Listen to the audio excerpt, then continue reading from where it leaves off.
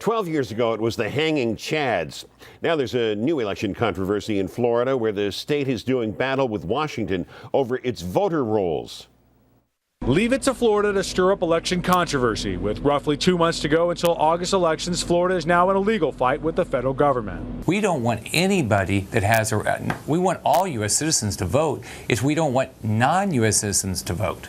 Governor Rick Scott took to the cable television networks this morning to explain his efforts to wipe Florida voter rolls of all non-U.S. citizens. If there's credible evidence that somebody is registered to vote that's not, they get sent a letter. They've got 30 days to respond. If they don't respond, then there's a notice filed in the paper. If they don't respond, then they're taken off the rolls. But if they show up to vote, they get to vote provisionally, and then we make sure. Despite the explanation, election supervisors are not buying the purge. 1,600 people in Miami-Dade are on the list, but when a third of those set to be purged argued they were citizens, the elections office stopped. So that's what made us stop and say to ourselves that maybe this isn't the most up-to-date information. The state is now after a federal immigration database to compare lists. The federal government is refusing to hand it over, though, calling the process a violation of the 1965 voting rights laws. In a 5-page letter, Assistant Attorney General Thomas Perez demanded the purge cease immediately, citing, quote, "Your program has critical imperfections which lead to errors that harm and confuse voters." The feds are suing Florida to stop it as Florida sues the feds to get the immigration database. From the voting booths back to the courts goes Florida's elections once again. And in Arizona, it's a close outcome in a special election. That's to finish out the term of Congresswoman Gabby Giffords, who was badly wounded in that shooting last year. Her hand-picked candidate, fellow Democrat Ron Barber, winning last night. He was wounded in that shooting. Republican Jesse Kelly promises a rematch in November.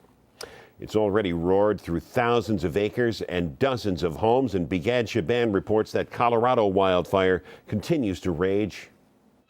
A massive blanket of smoke stretches for miles across northern Colorado and is expected to grow.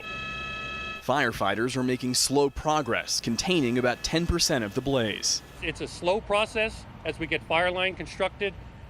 We need to have favorable weather conditions. We've had that those last few days. More than 43,000 acres have burned, and more than 100 homes and buildings are gone. Hundreds of people were forced to evacuate, including the Bolello family, who now call a shelter home. Heavy smoke surrounded their house.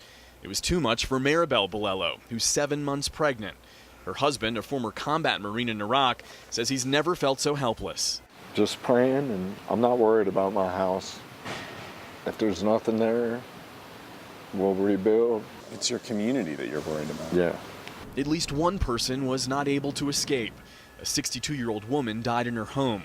Authorities tried to reach her, but were blocked off by flames. About 500 people have been brought in to help fight the fire. So many that hundreds of tents have been set up just east of the flames for firefighters to catch some rest in between shifts. We're looking for a house that's about to go up. Evacuees are gathering on a nearby hill to see if their forest homes down below will survive. When you move into a place like that, you know you're taking your chances, and it's a matter of time. Thousands of homeowners are hoping their time is not up. Begad Shaban, CBS News, Fort Collins, Colorado. Those things never cease to amaze me because they seem to be alive, you know, those wildfires. That's true, yeah, and they move so fast sometimes. They can just race up a mountainside. Yeah, it's unbelievable. We talked about this for days. It's 10% contained. Yeah, it's going to be quite a while. They're saying it's a record-breaking fire outbreak, so nasty stuff. Yeah. And a lightning strike is what started it, they think. Yeah. All right, we've got all the nastiness out of our forecast. That's right. Certainly compared to yesterday. Yeah, yesterday, not the best of days to be outside, but we've got a stretch of nice weather ahead of us. So for those of you who want a little bit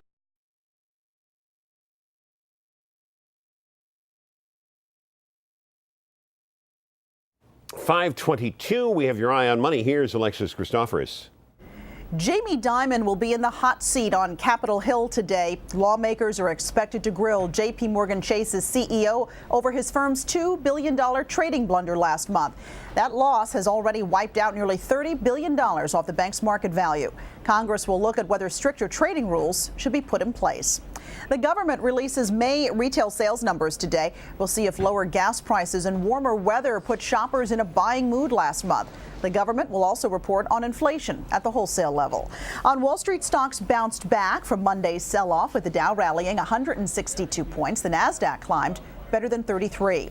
The majority of Americans approve of reduced mail delivery. A new survey finds 80% of consumers don't mind if mail delivery was cut from 6 days to 5. But over 90% say they would be inconvenienced if mail delivery fell to just 2 days a week. The cash-strapped U.S. Postal Service is looking for ways to save money, including cutting back on mail delivery. And a Nobel Prize isn't worth as much as it used to be.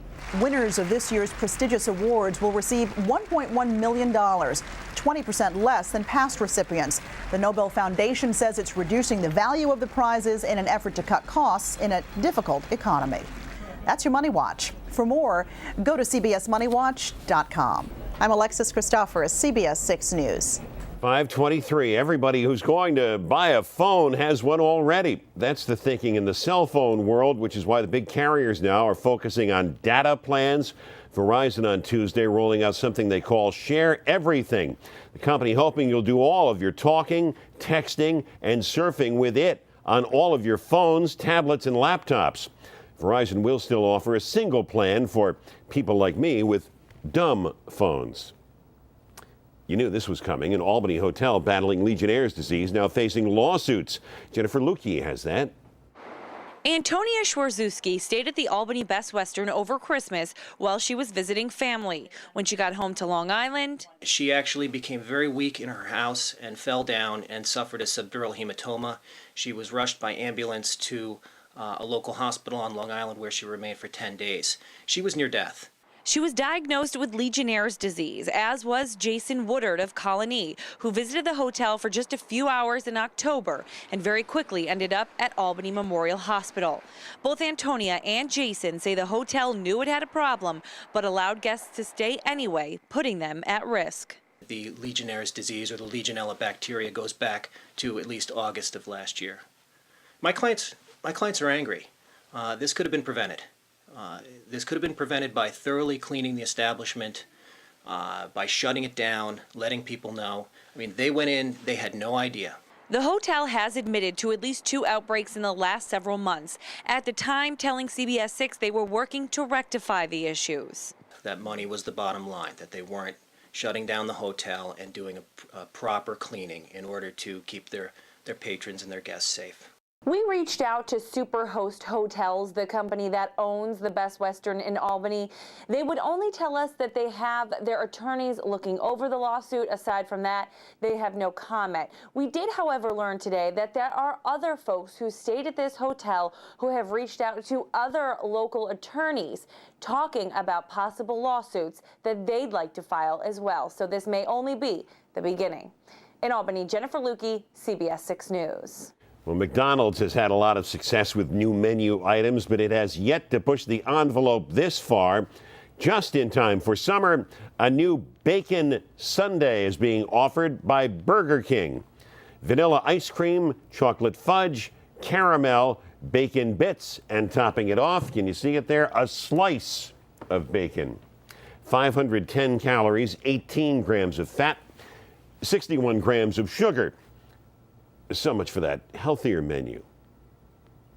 Opinions here are split. Director Bruce says bacon does go better, or everything does go better with bacon. Nick, not so much, right?